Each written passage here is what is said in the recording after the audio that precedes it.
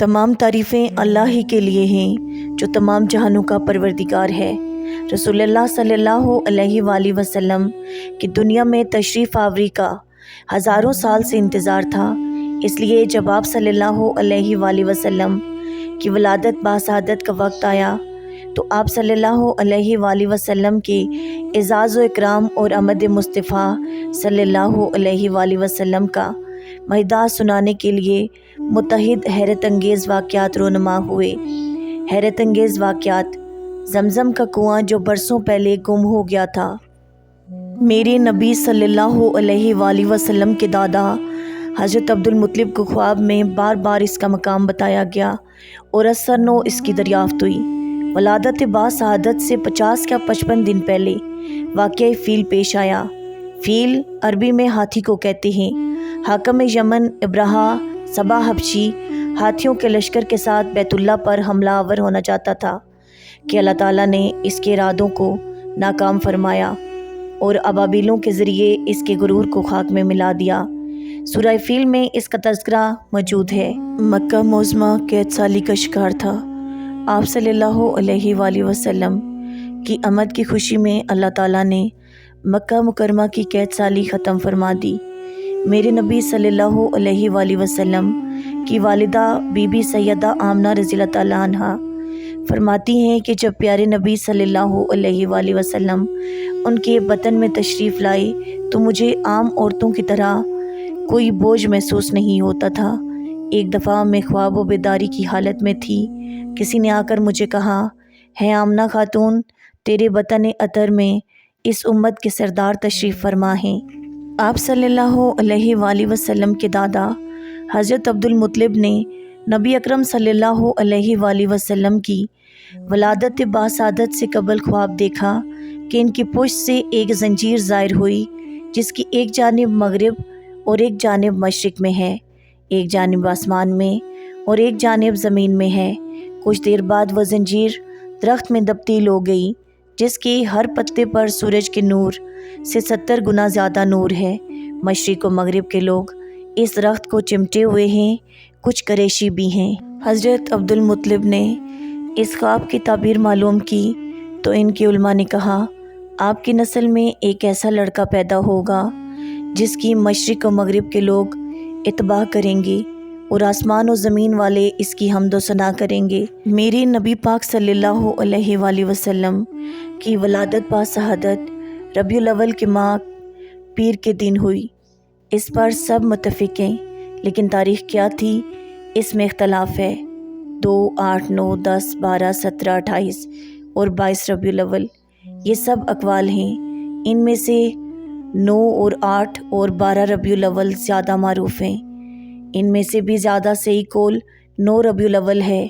Professor Mohammad हिजरी रहमतुल्लाह अलैह कहते हैं, तुर्की के मशहूर माहिर फ़ल्कियात मामून पाशा ने, जो कि तुर्की के माहिर फ़ल्कियात होने के साथ साथ जुग्राफ़िया और हिसाब में भी बहुत माहिर थे, उन्होंने काफ़ी कुतब का मताला और तहक़ीक़ात के ज़रिए साबित किया है कि महबूब खुदा प्यारे नबी हज़रत मोहम्मद मुस्तफ़ा सल्लल्लाहु अलैहि वसल्लम की वलादत बासआदत 9 रबीउल अव्वल बरोज़ पीर बामुताबिक 20 अप्रैल सन 571 ईस्वी को हुई, जो कि वाक़या फ़ील का पहला साल है।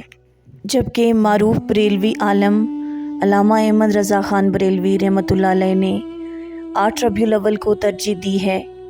वलादत बासआदत के बारे में शायर रसूल सल्लल्लाहु अलैहि वसल्लम हज़रत हसन बिन साबित रज़ियल्लाहु ताला अन्हु फरमाते हैं, मेरी उम्र इस वक्त 7-8 साल थी। मैंने देखा कि एक यहूदी ज़ोर ज़ोर से कह रहा है यहूदियों मेरे पास जमा हो जाओ।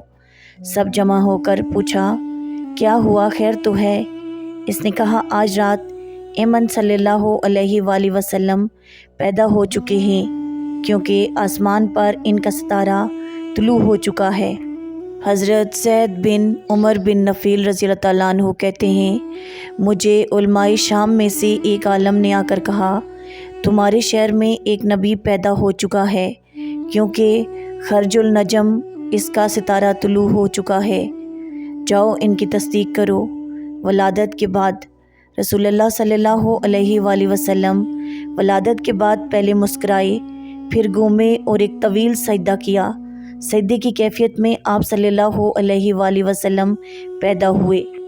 حضرت محمد صلی اللہ علیہ وآلہ وسلم ناف بریدہ تھے، یعنی انوال نال کٹی ہوئی تھی۔ آپ صلی اللہ علیہ وآلہ وسلم مختون پیدا ہوئے، یعنی ختنہ ہوئی تھی۔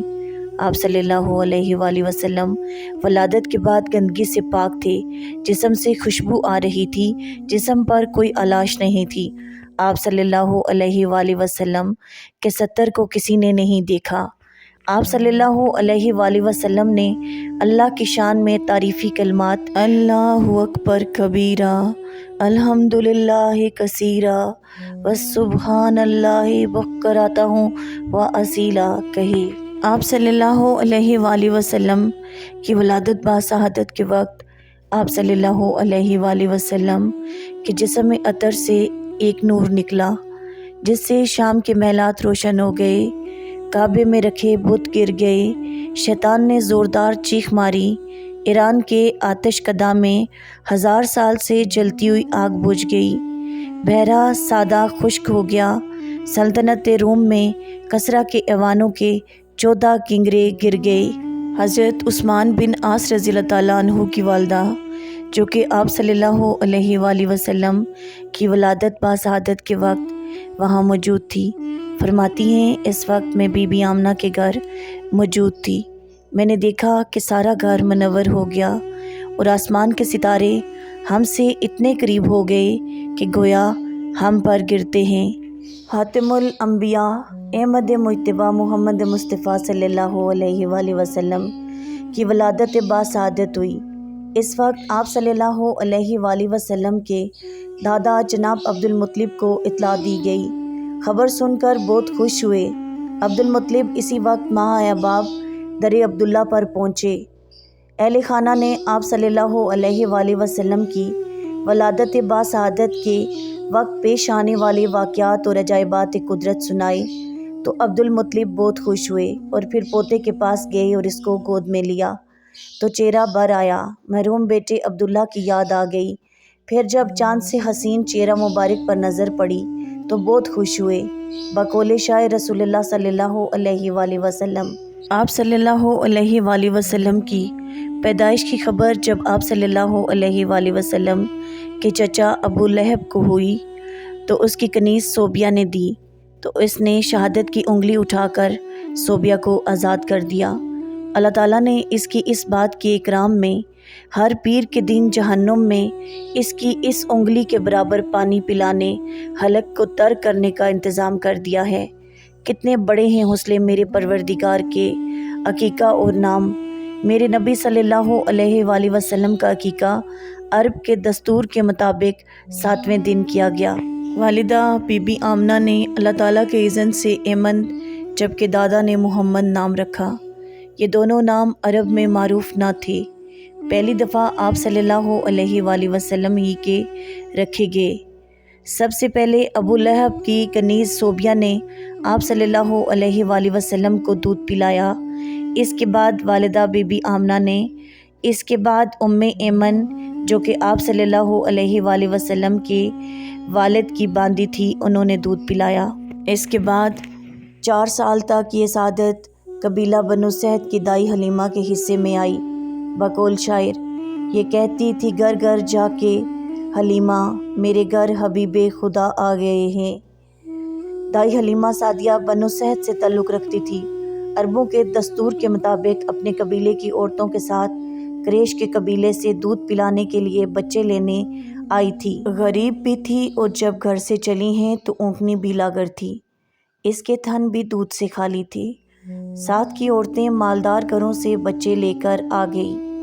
آمنہ کے لال کو بھی سب نے دیکھا، مگر جب پتہ چلتا کہ یتیم ہیں تو مال نہ ملنے کی امید سے سب واپس چلی گئی۔ دراصل یہ شہادت قبیلہ بنو سعد کی دائی حلیمہ سعدیہ کے مقدر میں لکھی گئی تھی کہ محبوب الہی حضرت محمد مصطفیٰ صلی اللہ علیہ وآلہ وسلم کی ریاضت کی سعادت ان کو ملے۔ اس لیے جیسے ہی بی بی حلیمہ نے بچے کو دیکھا، محبت کا ٹھاٹھے مارتا سمندر ان کے سینے میں مجزن ہو گیا۔ میرے نبی صلی اللہ علیہ وآلہ وسلم بھی دائی حلیمہ کو دیکھ کر مسکرائے اور ان کی گود میں آتے ہی میرے نبی صلی اللہ علیہ وآلہ وسلم کی برکتوں کا ظہور بھی ہونے لگا۔ دائی حلیمہ کے دونوں پستان دودھ سے بھر گئے اور آپ صلی اللہ علیہ وآلہ وسلم اور ان کے رضائی بھائی عبداللہ نے بھی خوب سحر ہو کر دودھ پیا اور سکون کی نیند سو گئے۔ پھر اونٹنی جو کہ اتنی لاغر تھی کہ قافلے کے پیچھے رہ جاتی تھی، اس کے تھن بھی دودھ سے بھر گئے۔ دائی حلیمہ اور ان کے شوہر نے خوب سحر ہو کر دودھ پیا اور سب چین کی نیند سو گئے۔ جب صبح قافلہ چلا تو اونٹنی کی خوشی دوبالا تھی اور خوش خوش قافلے سے آگے آگے چلی جاتی تھی۔ تب قافلے والوں نے پوچھا، ہے حلیمہ یہ تیری اونٹنی وہی ہے یا کوئی اور ہے؟ قبیلے پہنچ کر آپ صلی اللہ علیہ وآلہ وسلم کی برکتوں کا اور ظہور ہوا۔ ان کی بکریوں کے خشک تھن بھی دودھ سے بھر گئے۔ جس جگہ دائی حلیمہ کی بکریاں چرنے جاتی تھی اس جگہ خوب سبزہ آ جاتا، جس کی وجہ سے بکریاں خوب موٹی تازی ہو کر پیٹ بھرے واپس آتی۔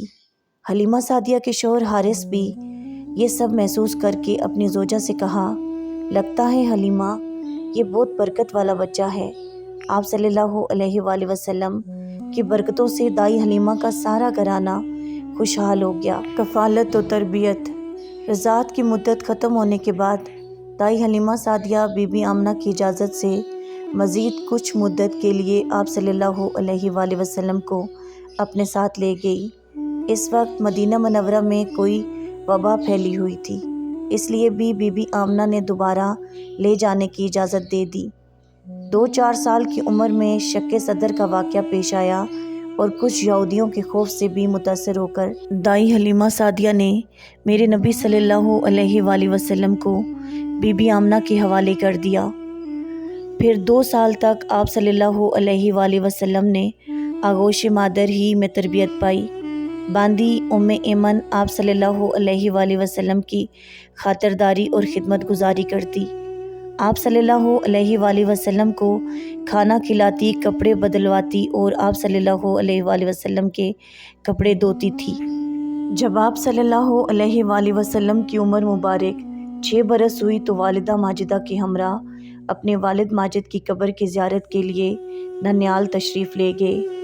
واپسی کے سفر میں ابواء کے مقام پر پہنچ کر والدہ ماجدہ بیمار ہوئی اور وہیں انتقال فرما گئی۔ انا للہ و انا الیہ راجعون۔ اس کے بعد 2 سال تک آپ صلی اللہ علیہ وآلہ وسلم کے دادا عبد المطلب نے آپ صلی اللہ علیہ وآلہ وسلم کی کفالت کی۔ 8 سال کی عمر میں دادا کا بھی انتقال ہو گیا۔ اس کے بعد آپ صلی اللہ علیہ وآلہ وسلم اپنے چچا ابو طالب کے زیر کفالت آ گئے اور یہ رفاقت طویل عرصہ قائم رہی۔ حضرت ابو طالب اپنے بچوں سے زیادہ اس در یتیم سے محبت فرماتے تھے۔ 10 سال کی عمر میں خانہ کعبہ کی مرمت میں حصہ لیا۔ 12 سال کی عمر میں شام کا پہلا تجارتی سفر کیا۔ اسی سفر میں بیرہ راہب سے ملاقات ہوئی جو خود آ کر آپ صلی اللہ علیہ وآلہ وسلم سے ملا۔ اس کا اصل نام جرجیس تھا۔ اس نے علامات کے ذریعے آپ صلی اللہ علیہ وآلہ وسلم کو پہچان لیا اور بتایا کہ آپ صلی اللہ علیہ وآلہ وسلم آخری نبی اور عظیم شخصیت ہیں۔ ساتھ ہی ابو طالب کو خبردار بھی کیا کہ یہودی آپ صلی اللہ علیہ وآلہ وسلم کے دشمن ہیں۔ اگر آپ صلی اللہ علیہ وآلہ وسلم کو پہچان گئے تو ان کی جان خطرے میں پڑ سکتی ہے۔ حضرت ابو طالب نے آپ صلی اللہ علیہ وآلہ وسلم کو واپس بھجوا دیا۔